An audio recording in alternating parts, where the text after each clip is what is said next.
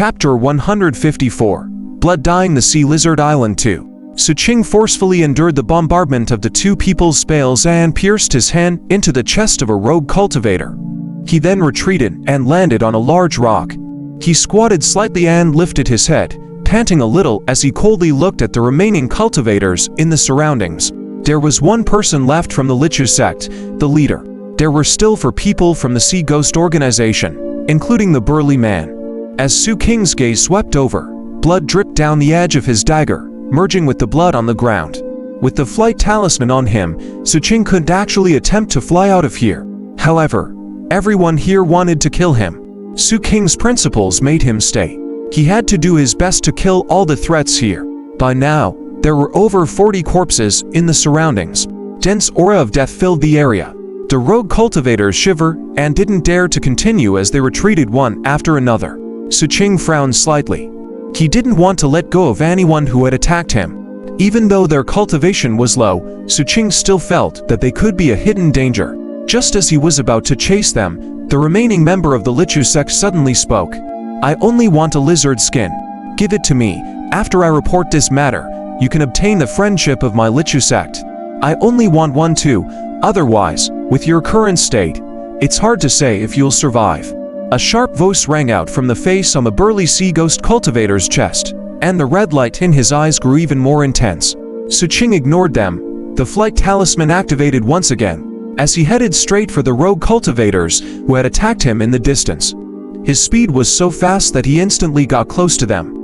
Heads instantly started flying. Just as he was about to continue killing, the Lichu sect and the sea ghost directly chose to join forces and rushed over together. Among them, the black robe of the team leader of the Lichu sect spread out, revealing the face of a middle-aged man. His eyes were cold, and his body emitted a shocking aura. This aura surpassed the perfected check condensation and wasn't far from foundation building.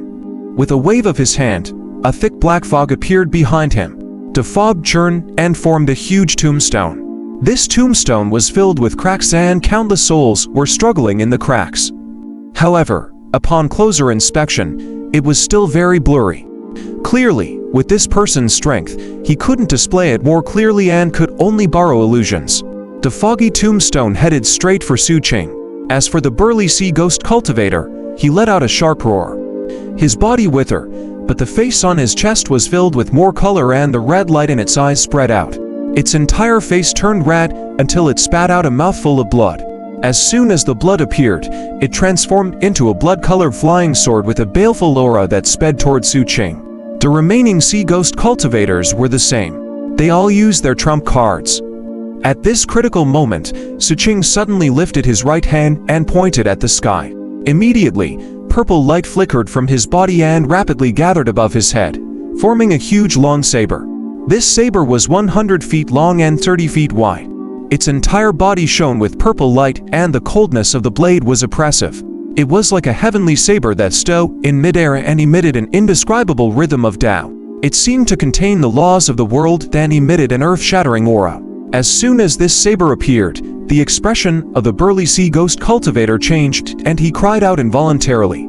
He comprehended a Tao art in check condensation.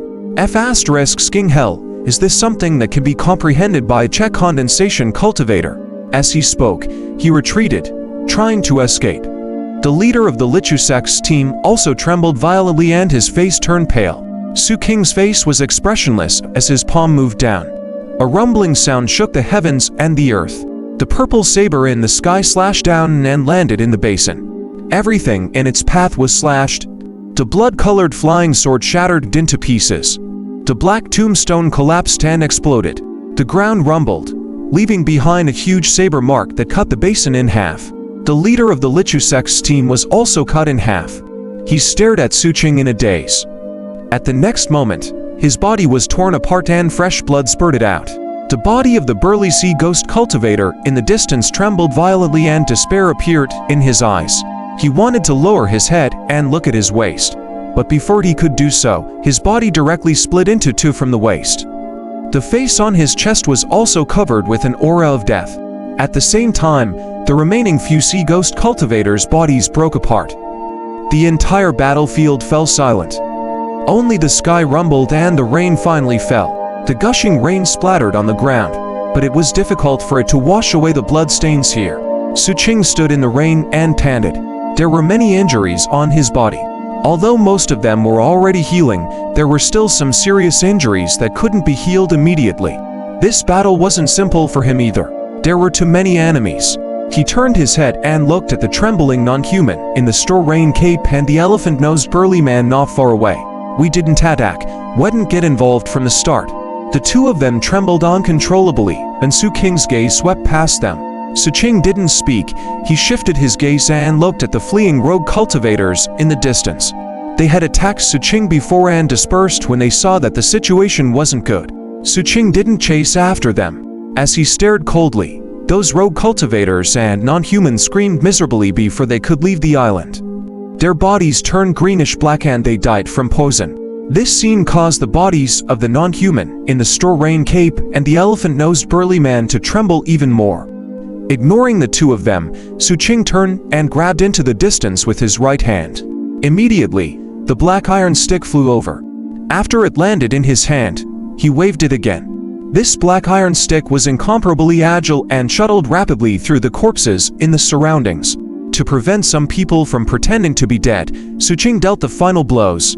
As for the non-human in the straw-rain cape and the elephant-nosed burly man, they tried to retreat. Only when they retreated far away and discovered that Xu Qing didn't pay attention to them and seemed to have let them go did the two of them relax. However, they still used all their strength and frantically fled for a distance. Only when they descended the mountain and entered the jungle did they truly heave a sigh of relief. However, the greed hidden in their hearts wasn't extinguished. They each secretly took out jade slips, wanting to transmit their voices to the great cultivator leader outside. They were afraid that if they were too late, Xu Qing would escape.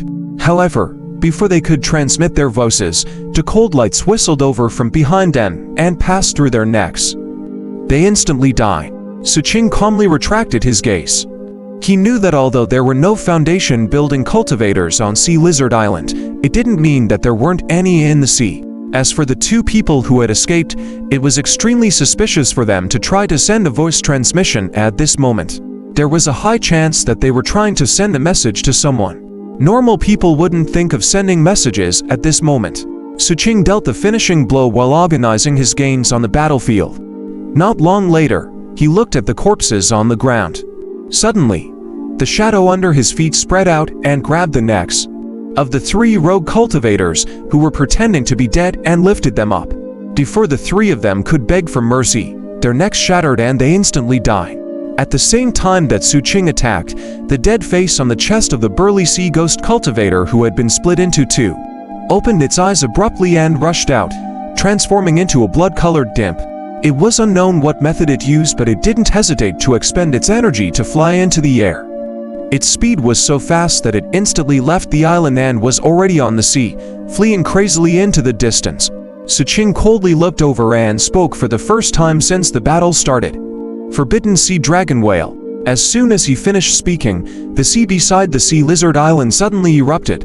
Waves surged into the sky and a 1,000-foot-long plesiosaur broke out of the sea and devoured the blood-colored dimp.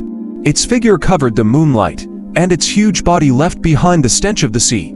After devouring the red figure, it slammed back into the sea. The sea rumbled and waves surged. The rain became heavier.